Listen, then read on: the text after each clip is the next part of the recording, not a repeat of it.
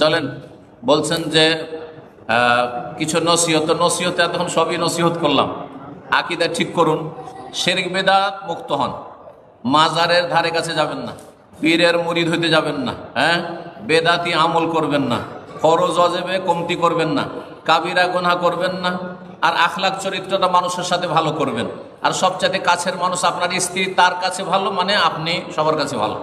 অফিসে মাশাআল্লাহ একজন আপনি আইডিয়াল ওয়ার্কার, আদর্শ আপনি চাকরিজীবী, মানে প্রাইজ পাচ্ছেন, আর বাড়িতে স্ত্রীর সাথে আপনার বদচরিত্র না। খাইরকম লিআহলিহি, তোমাদের মধ্যে ভালো ওই ব্যক্তি যে নিজের আহাল পরিবারের কাছে, স্ত্রী ছেলে মেয়ের কাছে ভালো, কিন্তু স্ত্রীটাও ভালো হইতে হবে। আবার স্ত্রী যদি খারাপ হয় তো ভালো মানুষই খারাপ মনে করবে।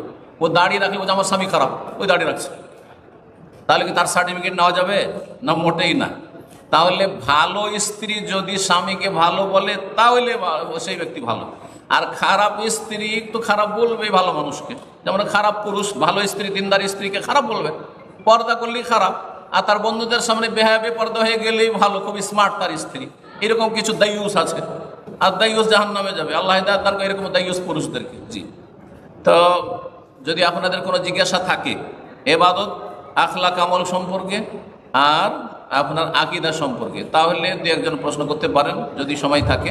আর যদি সময় শেষ হয়ে থাকে তো খালাস, ফিনিশ।